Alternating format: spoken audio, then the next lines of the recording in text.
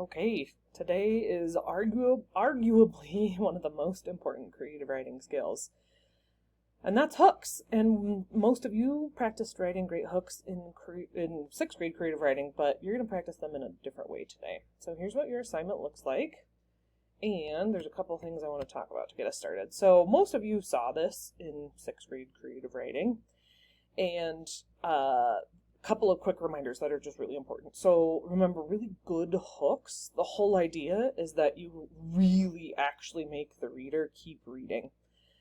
And the biggest no-no is, hi, I'm blank and I'm blank years old. There's nothing super interesting about that. It wouldn't make me want to keep reading. And I see that a lot. That's very, very common. Don't ever do that again. So there's lots of great ways to write a hook. And you don't just have to stick with one. A really good strategy is to use a lot of these all together. But starting with just what something looks like in a cool, creative way. One of my very favorites is starting in the middle of the action. Don't start at the actual beginning. There's no rule that says you need to. Start with something interesting, and you can always go back and describe stuff later. Mysteries are really effective to grab the reader's attention because people want to know the answer. Something bold and shocking sometimes can work if you do it right. Another one of my favorites is starting with a character talking or dialogue. And you don't even have to introduce the character yet. Go back and explain them later.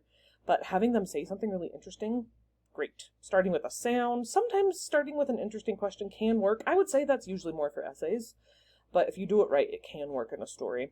And remember, really, really good creative writers are going to hook their reader over and over. It's not just at the beginning. It's over and over throughout the story. And another good thing to remember is it does not need to be one sentence. I often write hooks that are about a paragraph. So don't think it just has to be one sentence. Okay, I've got a couple of just extra ideas just to get you kind of in the right frame of mind for this assignment. All right. Skip ahead to right here.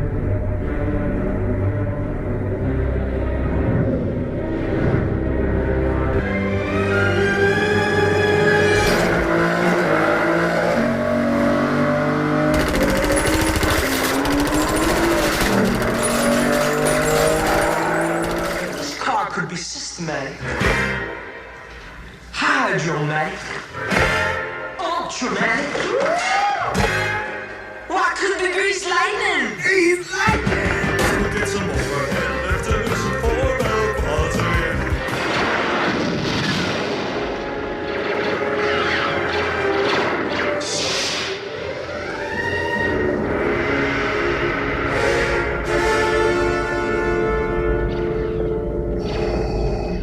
To physics.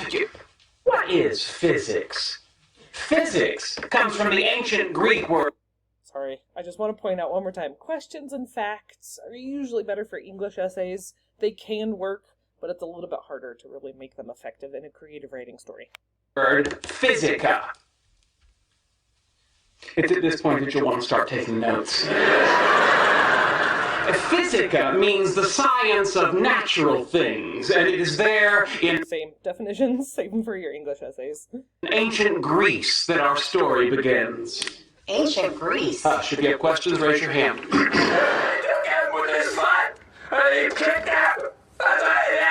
Someone punted him? No way! Let me say something! Let me say something! When they're talking about emotions, it doesn't have to all be sad. There's, think about emotion as it could be joyful and fun too. Okay, so now that we're kind of in the right frame of mind, here's your actual instructions. So there's going to be a bunch of different options. You get to pick and choose, so you can skip the ones you don't like. That's really important. You don't have to start at the beginning. To earn full points to get an A, you're going to do 15 hooks, and that sounds like a lot, but it only has to be one sentence. So if you're doing more than one sentence, that's awesome. That's extra effort, and I will give you extra coins for that, okay? And if you do more than just the 15 in general, you'll also get extra coins for that. So here's how this is broken up. You're going to have a little prompt on each slide, and then a bunch of different spaces to write different hooks. And they all look slightly different, but once you get the feel of it, it's really, really easy. So obviously, this is kind of science fiction-y, a little bit fantasy. They're on some sort of futuristic flying machine, and you get to interpret that in whatever creative way you want. So then once you've kind of got a story idea, you're thinking, okay, what's the first line or lines of the story? How am I going to make the reader want to keep reading? So you could make up an interesting question. That would count as 1. This would be a second different one. So these would be 2 different points out of your 2 out of 15. Opening with a bold or challenging statement. Here's 3 more options. I could skip this one and do this one and skip this one, right? Or I could do none of these and just move on to the next one. So you could start with a character talking, so you could think, what would they be saying to each other, or what are they thinking in their head? Creating a mystery. Remember, people want to know the answer, so usually they'll keep reading, or just a really cool description, okay? So that was just right there. That was 1, 2, 3, 4, 5 different hooks, and you'll just have to do 15. So this looks a little different, but it's the same concept. So you've got a prompt. This prompt is a story about an untrustworthy wizard, and then you're going to think, okay, if I was writing the first line of that story, maybe I could start with a really cool, interesting sound. Or if I don't want to do that, I could start with a description, or I could do something mysterious and shocking. So these are 3 different hooks. And again, you're doing 15. So here's another prompt. Here's another prompt and 3 different options. Another prompt, 3 different options. A picture prompt, different options. So remember, experiment, play around with it. You really can't do it wrong unless you're just constantly writing the same type of hook over and over. If you're doing that, you're really not going to get better. So challenge yourself to play around with this and to think of yourself as just experimenting with this skill.